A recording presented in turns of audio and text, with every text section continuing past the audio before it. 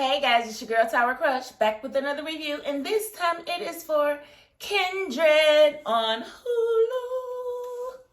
Hulu. If you haven't already, please hit my subscribe button down at the bottom. Thank you so very much. Thank you so very much. Okay, so I want to get right into this because this was an 8-episode season to this first season of the series.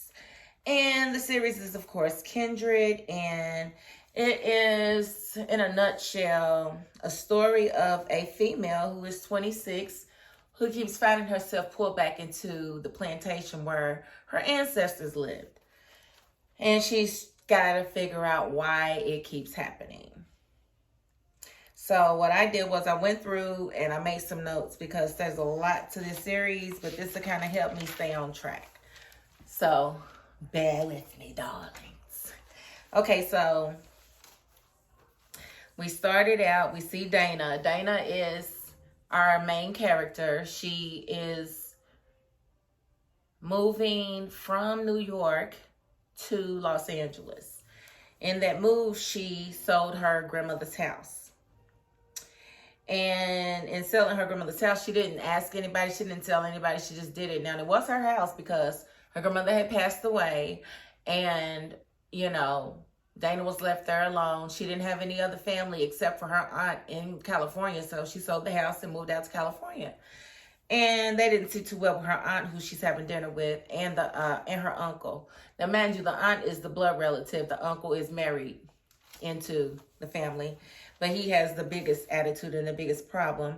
Because I guess her grandmother's house was worth a couple of million, and they wanted to know how much she sold it for, how much she had left, how much she spent on the new house. And she was basically like, none of your business. Which I feel like it was none of their business, but there's a way to say things, though. Dana's like, but, you know, it just speaks to her character. Her character is trash. Like, they've got one of the least likable protagonist, in my opinion. There's so many things that she does throughout the series where it's like, come on, man, you are trash. And then ironic stuff. It's a couple of ironic things too. So let me just keep it moving. And so once the dinner is over with, they offer Dana a ride home. She declines. She goes to order an Uber, but she realizes that her phone is dead and she can't order an Uber with a dead phone. So she walks up to the bartender and asks if there's a way that she can charge her phone if he has a charger. And he's like, we don't do that. I was like, just say you don't have a charger. Don't say we don't do that, because that just makes it seem like, But anyway, Kevin was sitting at the bar. Kevin works at the restaurant and was actually their waiter. And he offered Dana a ride home. She said no at first. Then he introduces himself to the entire bar and lets them know that Dana is new in town, and if something happens to her, tell the police he did it. So she lets him take her home. He does.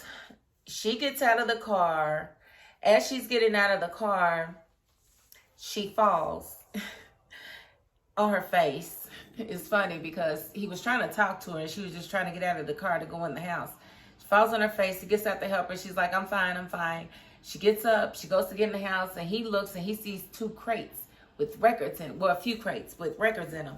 And he was like, did you put these here? And she was like, yeah. You know, the movers packed them by accident. They were my grandmother's. And he was like, do you mind? And she was like, go ahead. You want some? Go ahead. He takes them, and, you know, because he's a music person in a band, and he's a brilliant pianist. So she goes in, she watches him for a while and watches him and his all over the records that are out there. And, you know, that's another thing. I'm just going to point that out. She's trash. Okay, so it was her grandmother is her aunt's mother. So if these records were at your aunt's mother's house and you don't want them, why would you throw them out for anybody to take them? You were going to throw them out in New York. You were going to throw them out instead of offering them to her daughter. Like, does that make, am I tripping? Like, that's trash. Like, you are trash. Those records were classics and they belong to your grandmother, which means that she spun them at one point or another and you didn't care anything about them. You didn't have anything to play them on, so, you know, get rid of them. When it's easy to buy a turntable, it's not hard. You act like it was an 8-track player or something. People still buy turntables. We still have DJs that actually use turntables. Anyway, moving right along. But that just, to me, again, spoke to her character. Okay, so we see her logging, you know, an episode of Dynasty was an evening soap opera from the 80s. And so she's basically writing down everything that she sees, and that's what we call logging an episode. And when she's finished with that, she's laid back, she's on her phone, and she goes to some dating apps because she's new in town, and she finds Kevin's profile, and she swipes right on him. And they matched, and so she laughed, she went to sleep.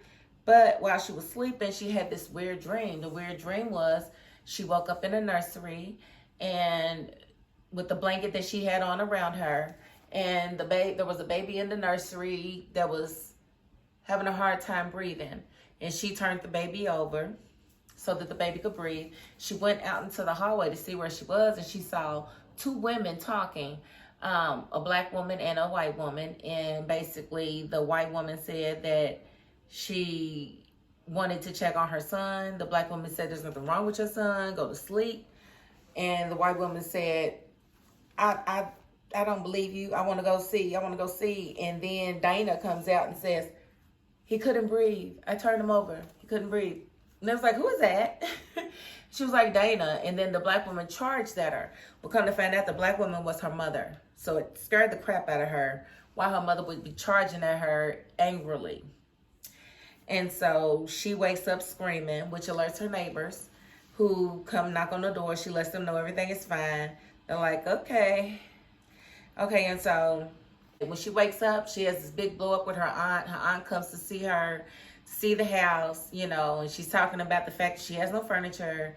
Like, she just really feels like everything that she did was kind of manic and hasty. And it was. You know, you just move across the country without telling anybody that you're coming, even though you only have one person to tell. You didn't tell that one person. It's like, and then you want them to be extremely happy for you instead of concerned because of what you've done is very impulsive, you know. So moving right along. So Kevin is being used now to take her to go and find a bed. She finds the bed that she wants. She asked the salesman how much the bed was, and he was like $7,500, and she said, I'll take it. And he was like, whoo. He just kind of looked like, whoa. And I was like, whoa, that's like a used vehicle. $7,500 is too much to take to small claims court, honey. Like, so they get back to her place. They have a conversation. He didn't know what Dynasty was, and which was funny because I'm sure he's older than her on the series, but he didn't know what Dynasty was, and she showed him. He falls asleep. Of course, they made love. They did the oochie coochie, absolutely. He falls asleep. She's still up. She goes to get some water, but she hears a cat on the back porch. She picks the cat up. She walks back into the house as she's rubbing the cat. Then all of a sudden, she sees water under her feet. She gets pulled back into the plantation. Then when she gets there, she's at a lake and she sees a boy that's drowning, that's in the water. And she also hears his mother screaming his name, Rufus, Rufus. And so she goes in the water, you know, springs into action, goes in the water, grabs the boy out of the water. The mother comes and, you know, she's like, get out my son. She's like, he needs to breathe. And so she basically does CPR and revives Rufus. And before she knows it, she's got a gun pointed in her face. There was a black man that was at the river with her, that was there, not with her, but there, and that was Luke. So Luke saw the whole thing, and so did Olivia, her mother. So when she turns around and sees the gun in her face, she wakes up screaming. And then, of course, that scares the crap out of Kevin. Kevin comes running to her aid, but it also scares the crap out of her neighbors who hear this blood-curdling scream. And so now they're looking in the mirror. So now they're coming and knocking again like, is she okay? Is everything okay? And Kevin answers the door, and he was like, everything's fine. And they was like, but can we ask her that? And he was like, she's asleep. Knowing that she's up and moving around. Like, that was just dumb. Like, and so they're looking like, oh, she sleep really? And I'm looking right at her. So it was just something else. And then they asked about the cat. He said he didn't see the cat, didn't know anything about the cat. But mind you, she was holding the cat when she went back to the plantation. And she left the cat in the plantation. Yes. The cat is at the plantation. And she is in 2016. They are in 1815. So, she...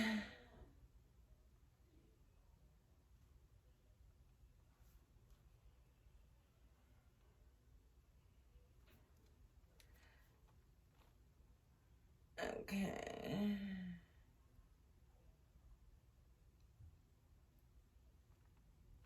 Okay, and so they wake up.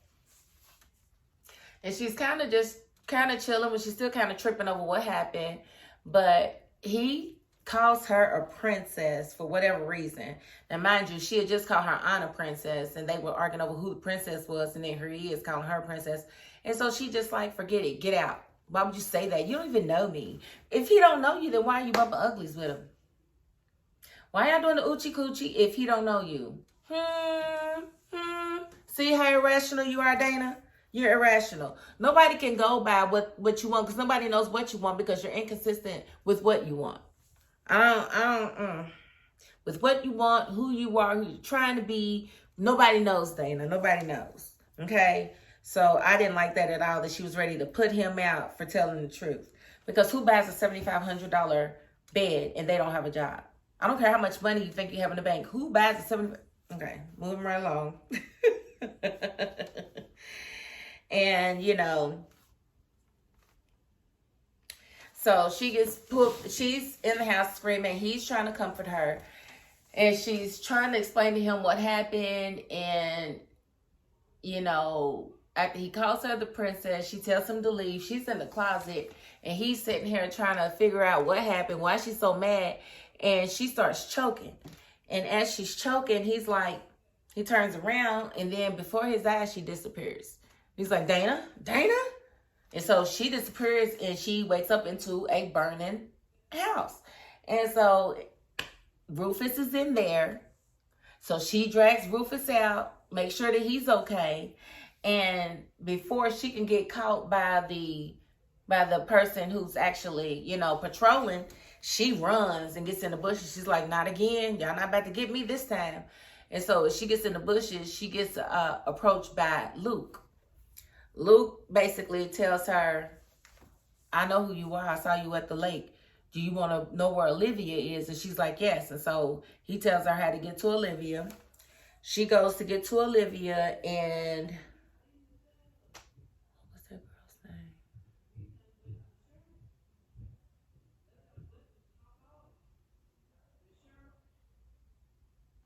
And so she goes to, she follows the directions and she runs into an overseer. The overseer mistakes her for the lady that's staying with Olivia and sends her about her way and offers her a ride, but she declines. And she gets to Olivia's, and Olivia's like, where did you come from? And she tells her, and then the lady that's inside, I guess she's got tuberculosis or something because she's choking like something crazy. And she goes out, she said, I need to get some air. So she goes outside. When she goes outside, here comes the overseer again. And now he wants to know how she changed the clothes. She was just walking. Now you outside for some air and you just had air because you couldn't sleep. And so he was like, what is going on? And so she screams. Olivia goes to the door and he's like, what kind of crazy stuff are y'all trying to pull here?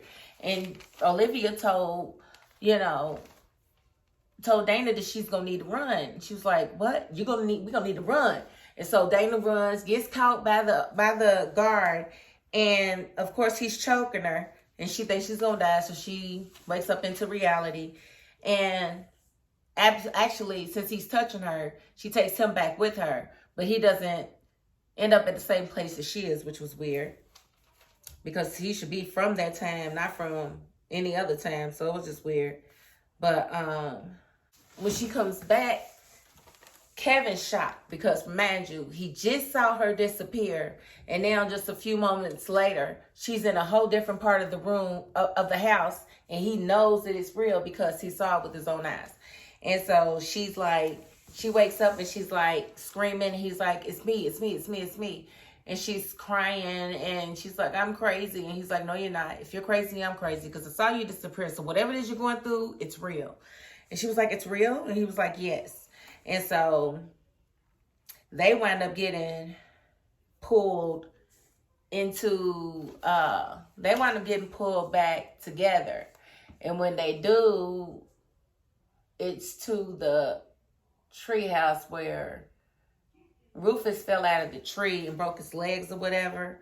And so they, you know, she goes under there, she gets him, she puts his feet in slings, you know, kind of straighten the leg out or whatever, and they get him on a wagon and back to the house.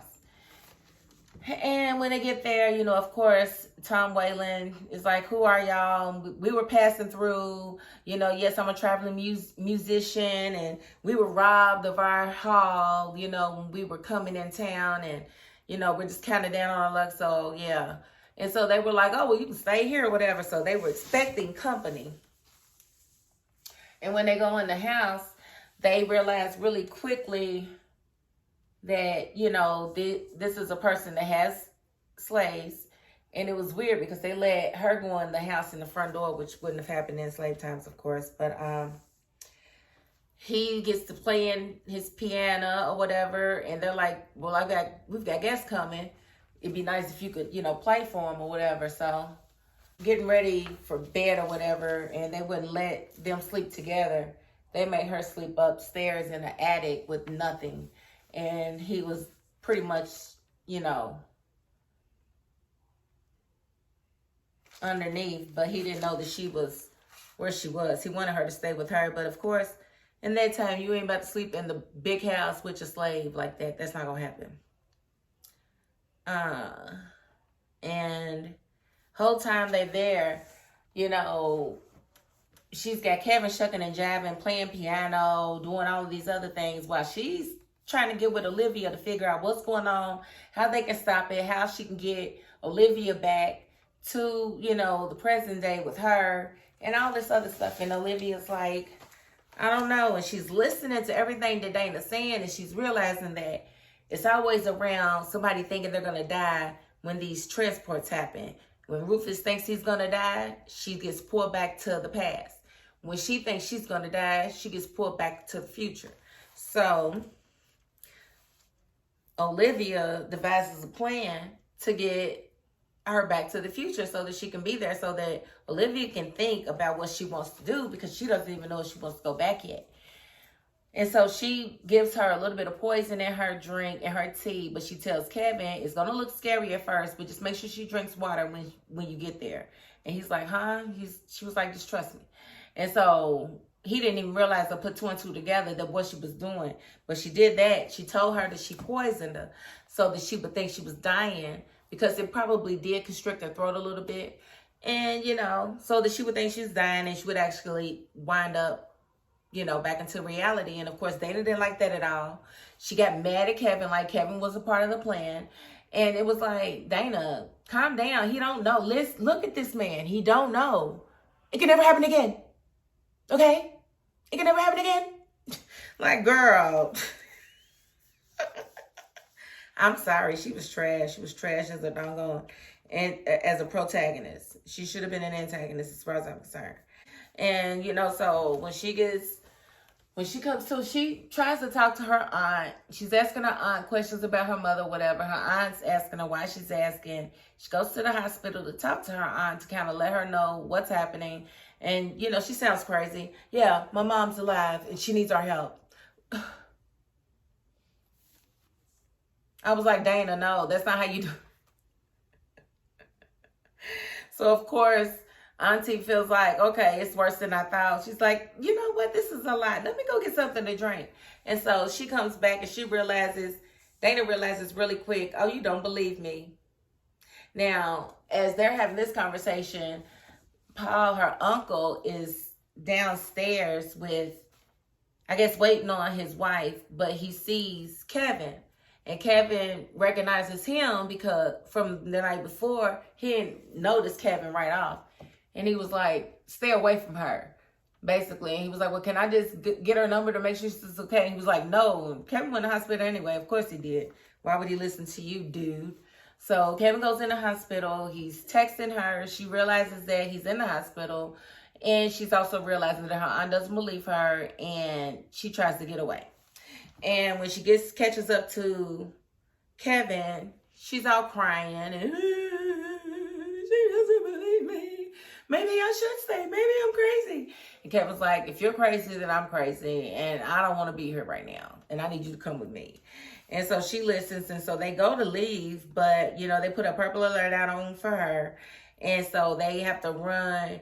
And basically, when they run into her aunt and the police, they run full speed into a linen closet and lock the door. And, you know, Dana falls on the floor and she's all scared and shaking. And mind you, he's told her he don't want to go back. He is not comfortable with it. He does not want to go back. She's in there on the floor and they trying to get into the doggone closet. And as she knows she's about to disappear, she grabs his arm. He tries to stop her and she's like, no, you going with me.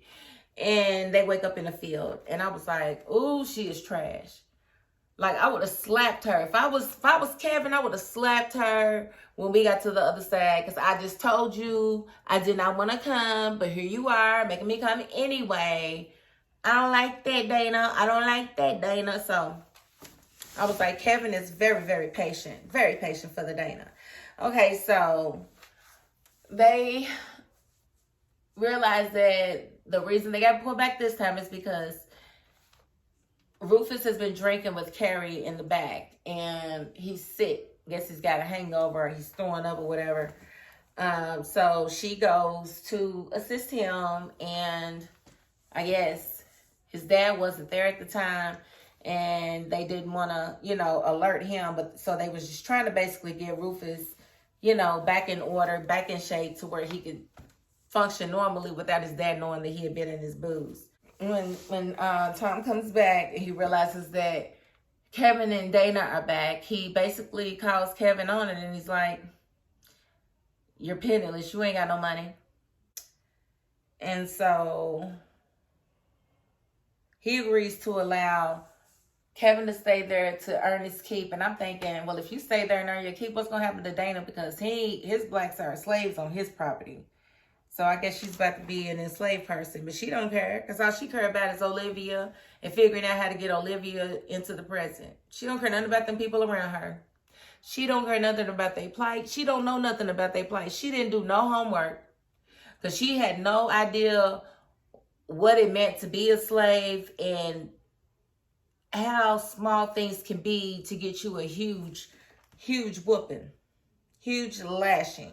So, I just call her extremely tone deaf.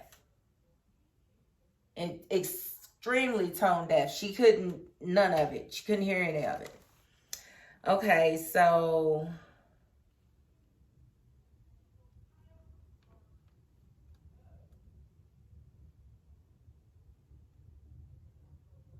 okay, and so upon research, she's kind of figuring, since Rufus keeps calling her back, that Rufus is probably one of her direct ancestors, and she's assuming that it's Carrie because they are the closest. And Carrie is a young lady that's on the plantation, and her mother, Sarah, actually cooks. Now, Sarah is the cause of Rufus being sick because Rufus snuck a piece of cake, and in doing that, he took a piece of poison cake because basically Sarah poisoned the cake to make Winnie look bad. Winnie was a new slave that Tom had bought in to finally get rid of Sarah.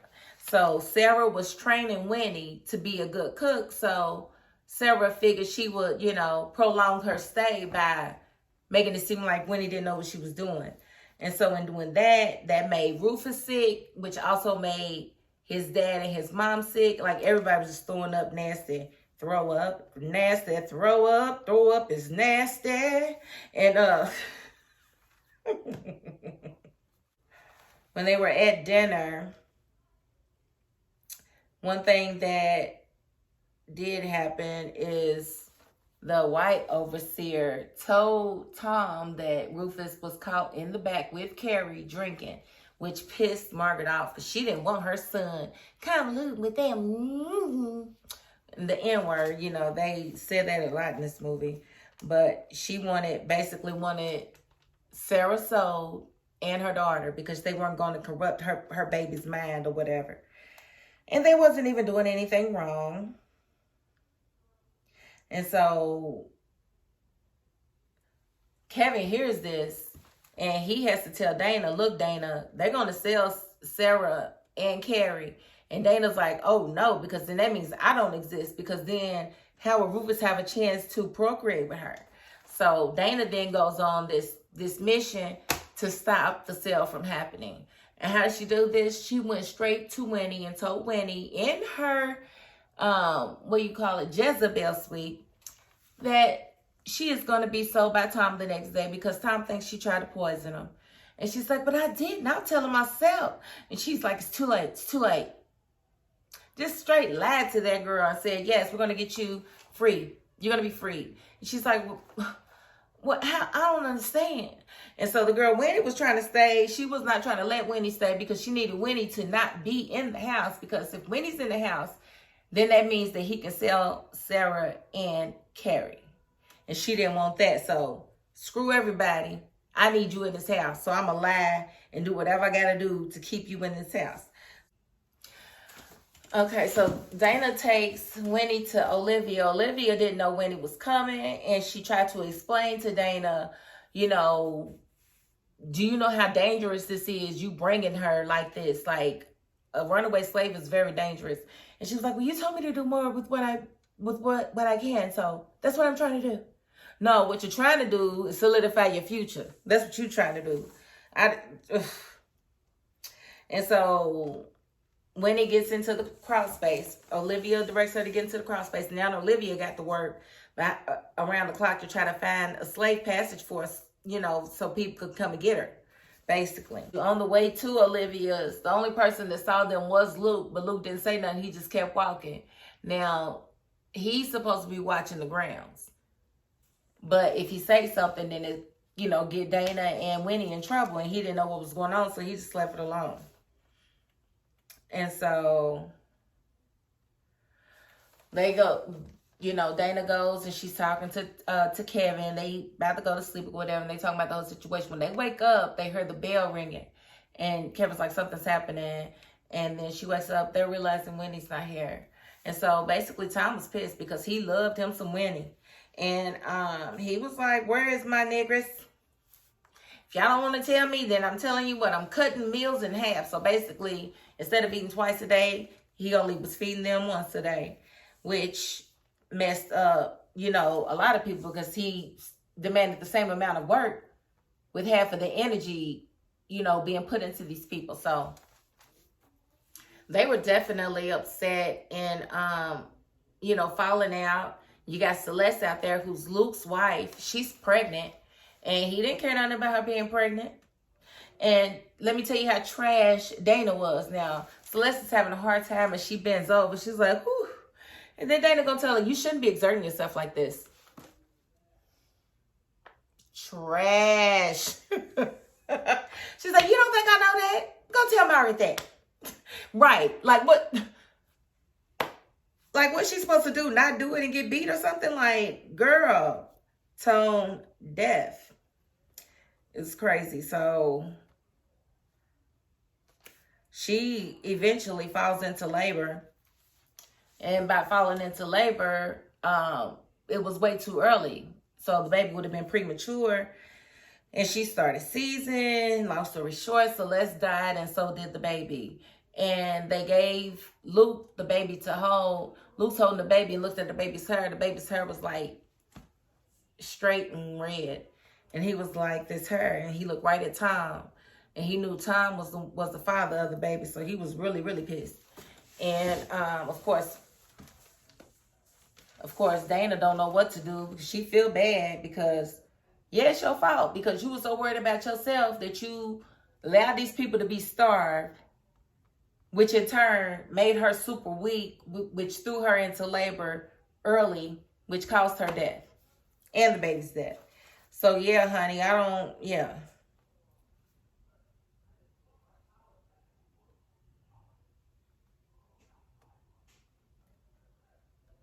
And then, Margaret had come on to Kevin. Kevin rejected her, but he did tell her to leave Tom, said Tom was a despicable man. And she thought that meant come with me, but that ain't what he meant. Girl, you ugly. You look like you belong in West Virginia. Okay, so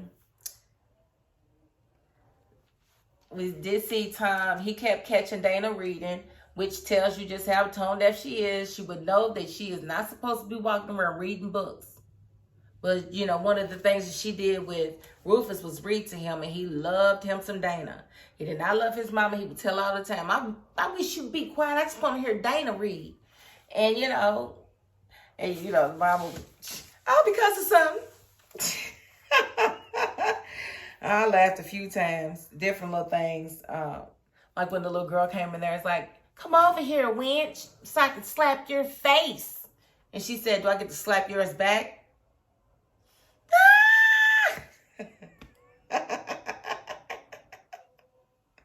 That was funny to me. I'm sorry. So getting back, he had, okay, so Tom told Luke to go ahead and dig the grave and clean up the mess or whatever. So Luke's digging the grave, and of course, here comes Goody Two Shoes. I must apologize because I know this is my fault, Dana. And he says, it ain't just one day without food, Dana. This has been him his whole life.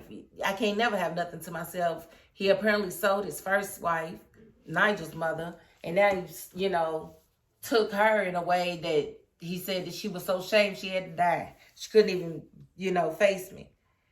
And he just feels like that Tom's just been pulling his legs. Tom told him he was going to give him some land and he was going to make him free. And now he's not so sure that that's ever going to happen. And he told Dana, was like, if there's anything I can do, and he tells her to teach her son how to read. Why would you tell her that when you know what can happen? And we already know Dana don't see nothing wrong with teaching anybody how to read, so she's not going to be careful about it. Why? Because she's tone deaf. She doesn't realize that is a big, big no-no for blacks back in that day. Tom's complaining to Kevin about Rufus, and he don't know what else to do with him. And, Kevin told him, well, you just need to spend more time with him. So Tom decides that he wants to take Rufus, Luke, and Kevin out on the town. And in doing so, he actually sells Luke. And, but of course, Kevin didn't realize this until the last minute. But they go to drink alcohol and to see a couple of minstrel shows is what I would call them. But they were very degrading towards black people, having them handcuffed, feeding them liquor and making them fight it out. Just some barbaric crap. And he didn't want to see it, so he walked out. And, Tom came out and he was like, are you okay?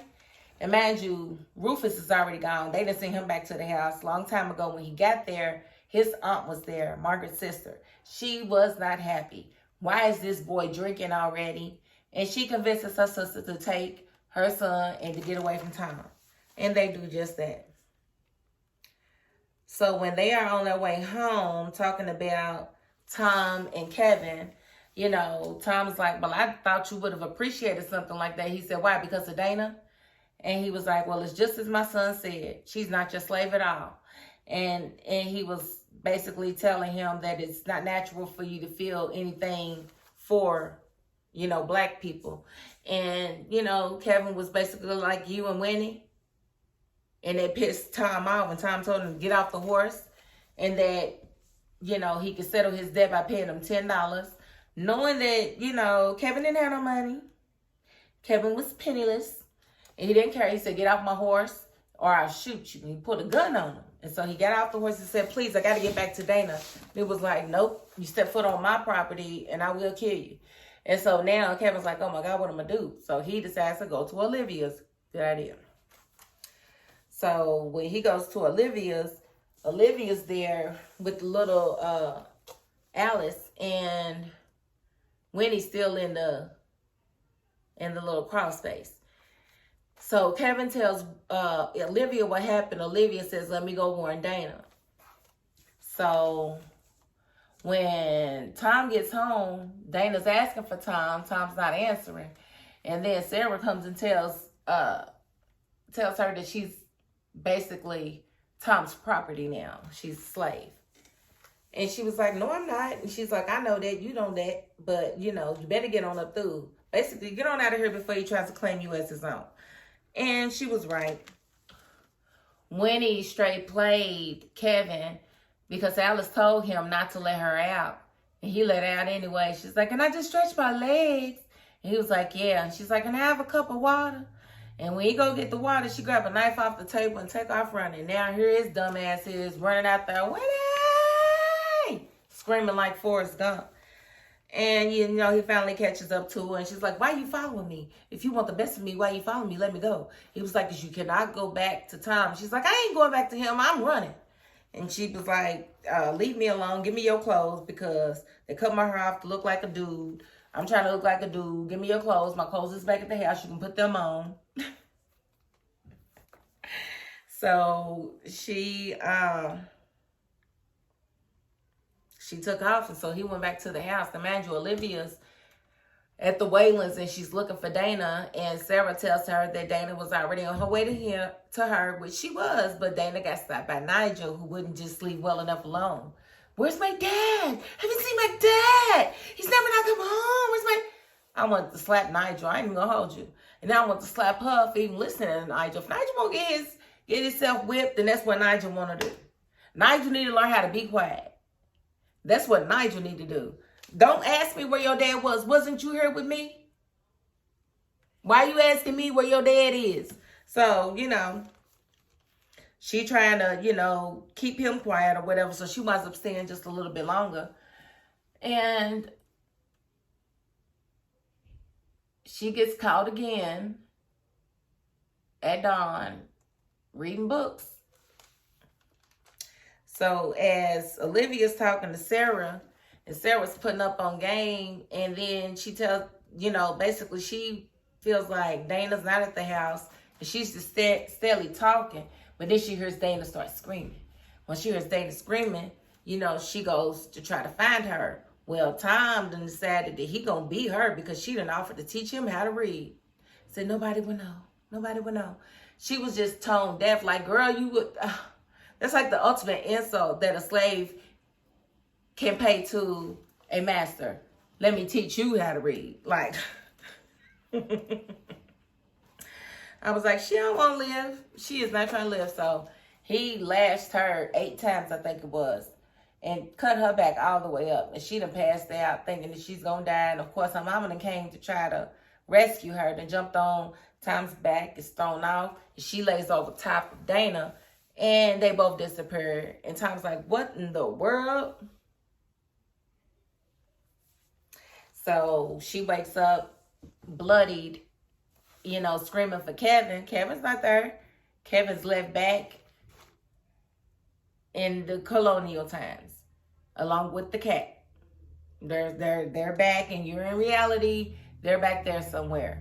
And so she reaches out to her aunt to come help her.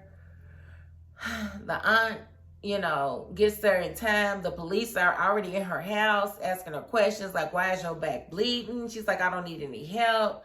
The neighbor's like, what's really going on? Kevin's sister shows up because she's the one that called the police. And she's like, yeah, my brother told me to ping his phone if he didn't answer the phone and blah, blah, blah. And that's what I did. And I can't hear. And Dana's like, I don't know where he is. I don't know. He's left his phone. I don't know where he is. When the aunt got there, she's the one that made the police leave. She's like, y'all need to go. My niece is over here bleeding. Y'all sitting here questioning her like she did it to herself.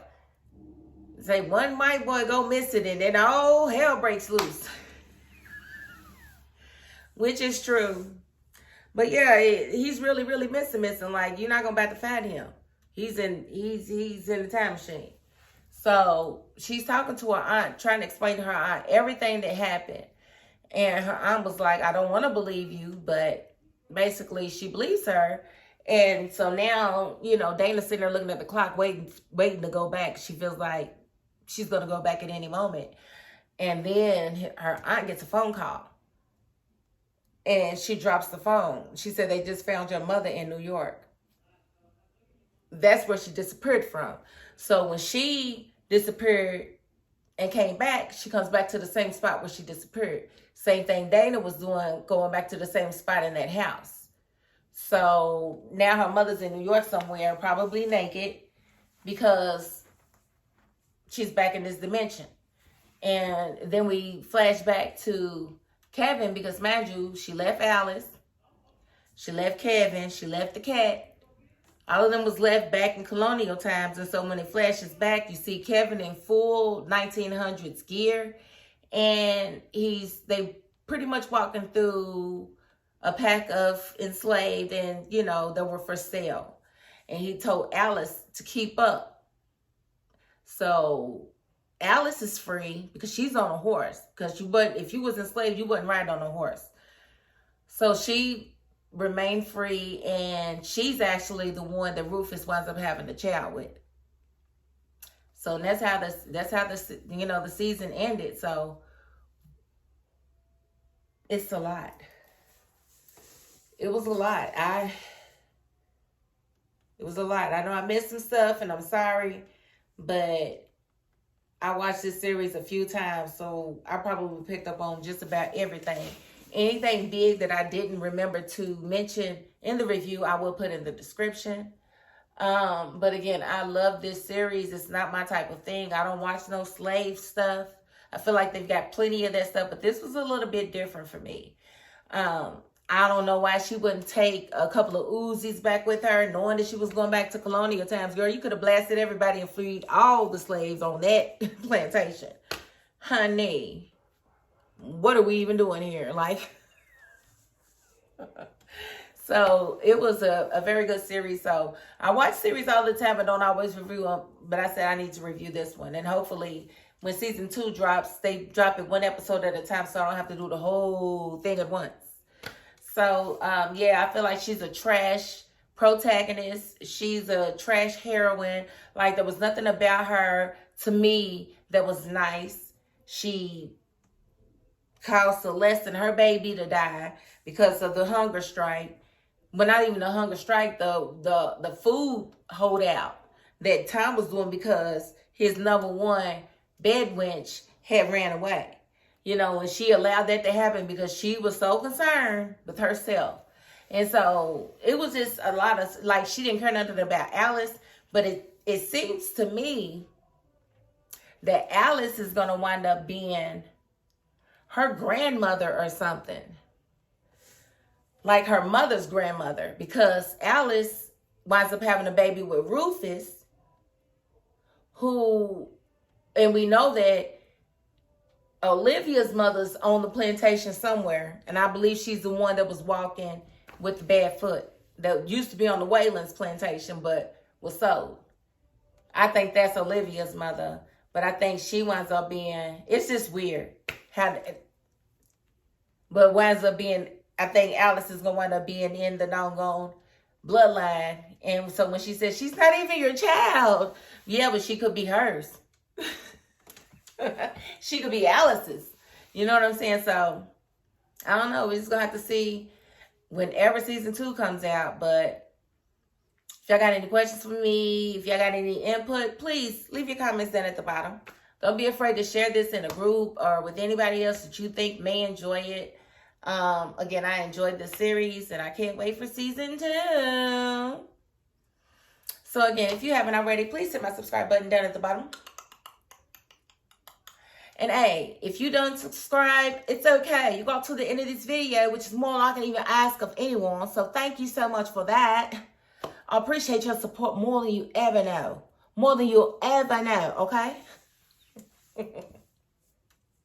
And that is my $5.02. Peace.